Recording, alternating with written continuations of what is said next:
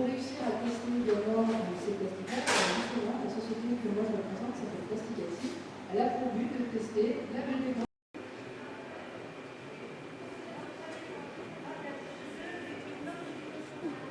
Il s'agit d'un bâtiment de type industriel qui se trouve à Bagnoul-sur-Mer, qui est la cave coopérative. Plus précisément, c'est le site des Grandes Caves, qui va céder une partie de ses locaux administratifs. Et le projet, c'est de transformer ces locaux administratifs pour en faire un hôtel d'entreprise, avec des entreprises qui sont incubées aujourd'hui dans le laboratoire Arago, et qui, lorsqu'elles ont fini leur période d'incubation, doivent partir à la recherche de locaux. Et c'est pas facile de trouver des locaux à Bagnoul pour des entreprises. Et ces entreprises seront accueillies dans ce bâtiment qui, au total, fait près de 2500 mètres carrés. Et on a réservé pour ces entreprises un certain nombre de locaux. Les autres locaux seront occupés par d'autres entreprises qui, elles, ne viennent pas forcément de ce secteur-là, mais qui cherchaient, elles aussi, des emplacements dans Bagnoul.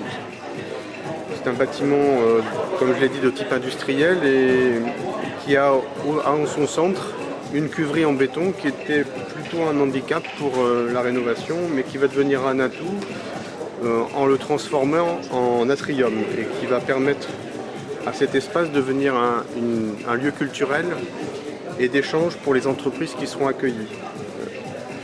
L'idée du projet, c'est aussi de permettre à des entreprises qui sortent de l'incubateur ou qui sont nouvelles de pouvoir bénéficier d'un certain nombre de structures, comme des salles de réunion, comme une cafétéria, comme des salons qu'elles pourront occuper temporairement, de manière à assurer leur croissance et leur développement.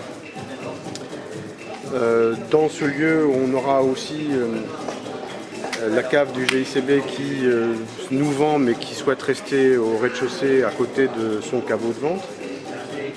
Parce qu'autour de la partie qu'on rénove, on gardera l'activité à la fois administrative de la cave coopérative, mais aussi toute la structure qui permet de faire vieillir le Bagnoul.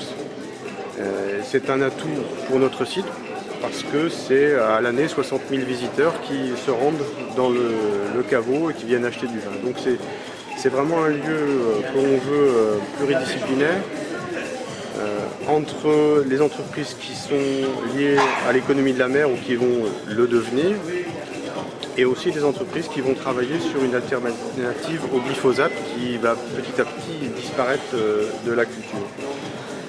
Voilà. Alors, l'association des Amis de la mer et des eaux, ou ASAM, a 35 ans. C'est une association bagnoulenque qui a été fondée par Jacques Santeil et sa bande de copains de pêche et de marins. Ses buts sont ici, observation des pêches, du comportement des espèces marines, des cultures marines, protection des ressources aquatiques, etc. Notre association est présente au parc marin, au comité de gestion du parc marin. Elle est également présente à la réserve marine Cerbère-Bagnous et nous suivons à peu près tous les événements maritimes. C'est la raison pour laquelle nous sommes ici aujourd'hui dans ce salon.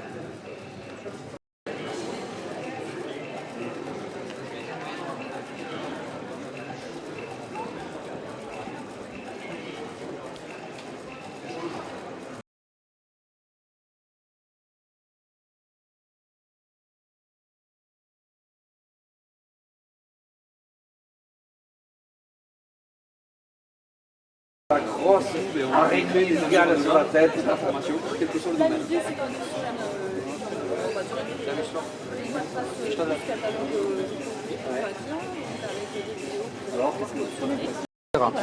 Là, qu'est-ce qu'il nous fait? Il prend le casque, il le met sur son client, il génère une salle, il fait voir tous les échantillons, il voit le résultat que ça va donner. Le client dit tiens, je veux celle-là. Combien de mètres carrés? 50, tac, tac, tac.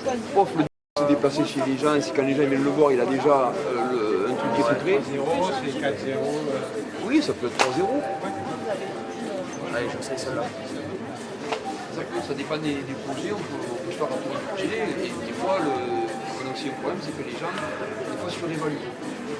Je donne un exemple.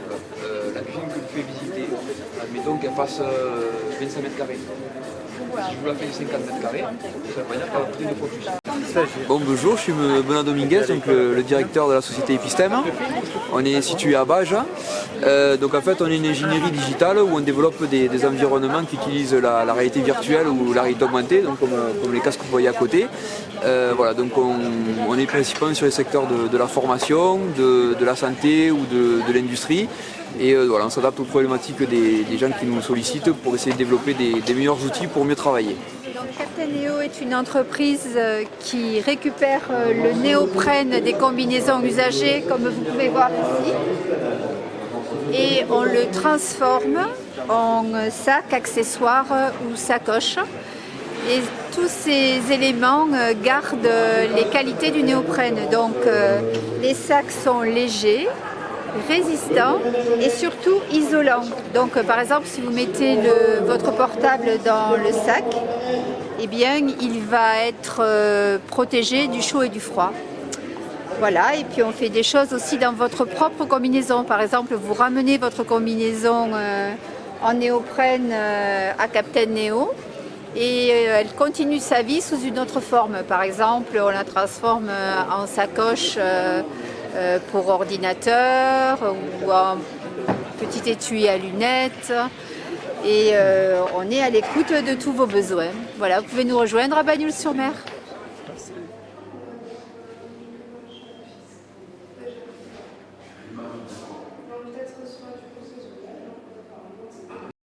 Qui va nous donner son avis en fait sur les solutions qu'on peut trouver face à cette pollution. Et puis on a Marie-Laure Barrois qui travaille donc dans la société Recyclons et qui récupère des déchets en mer pour, vous allez voir, pour les transformations. Alors ce que j'aimerais en fait, c'est que les tables rondes où les panélistes parlent beaucoup, moi je veux pas trop ça. Ce que je voudrais en fait, c'est que vous commenciez en fait par des questions sur quelles solutions sont envisageables, quel est votre avis en fait là-dessus, que vous preniez la parole et qu'ensuite on donne la parole aux panélistes qui sont les plus spécialistes dans ce domaine-là. Donc on y va. Qui est première question alors? C'est toujours la première question la plus difficile. Oui, une question derrière. Juste, on parle beaucoup, certains parlent de ramasser les déchets en mer, déchets plastiques en particulier. Qui peuvent utiliser le plastique recyclé. Alors concrètement, en fait, comment vous faites? Il y a des pêcheurs qui vous amènent des déchets et ensuite, en fait, vous les transformez en paillettes. Et qu'est-ce que vous en faites après? Alors, les pêcheurs, effectivement, ramènent les déchets. On a mis des bacs à disposition sur le port qui sont collectés par les services techniques du Gros du Roi. Et ensuite, ces plastiques extrêmes sont récupérés par Triveo, notre partenaire recycleur privilégié. Et Triveo a une innovation technologique et arrive à amalgamer entre eux tous ces plastiques. On arrive à mélanger des plastiques qui à la base n'étaient pas miscibles. On mélange le PET, les bouteilles en plastique, les bouchons, les plastiques des pots de yaourt, des petites barquettes. Et ça, c'est vraiment une première mondiale dans l'industrie de la plasturgie. C'est une innovation complètement géniale. Mais pour répondre à la question en fait, qui est posée ici, vous apportez des solutions avec les pêcheurs qui sont capables, qui récupèrent énormément de déchets eux aussi, parce que malheureusement, ils ne récupèrent pas que du poisson, ils récupèrent aussi du déchet. Donc c'est une filière de valorisation de ces déchets-là. Mais est-ce qu'on peut penser en fait qu'on pourrait nettoyer les océans en fait en faisant cette action? On peut y contribuer, mais on n'arrivera pas à nettoyer l'intégralité des océans.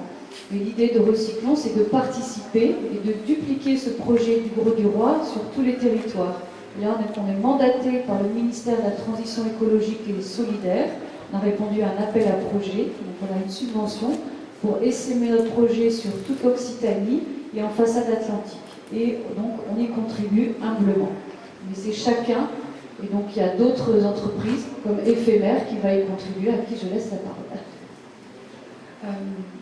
Pour répondre à votre question, effectivement, nous en commençant à travailler sur le projet, on m'entend bien ou pas? En commençant à travailler donc, sur le projet Éphémère, on s'est rendu compte qu'effectivement la question à travailler aussi, c'était avec les recycleurs, et notamment des unités de recyclage, pour traiter les différents types de déchets qui sont récoltés dans les océans ou dans la mer Méditerranée. entre autres, je parle parce qu'on est sur le territoire, on est en Occitanie. Voilà, et c'est vraiment tout un travail aujourd'hui de créer, je pense, des lignes de traitement de ces déchets qui sont particulièrement souillés en raison de leurs activités. Tout ça, c'est quelque chose à travailler avec les recycleurs et les politiques pour pouvoir créer et puis déployer aussi au niveau mondial. Si vous parlez par exemple du projet Cyclineur ou les barrières flottantes, effectivement, il faut créer la filière qui achemine ces déchets aux unités de recyclage. Et donc, vous, dans votre société, en fait, qu'est-ce que vous faites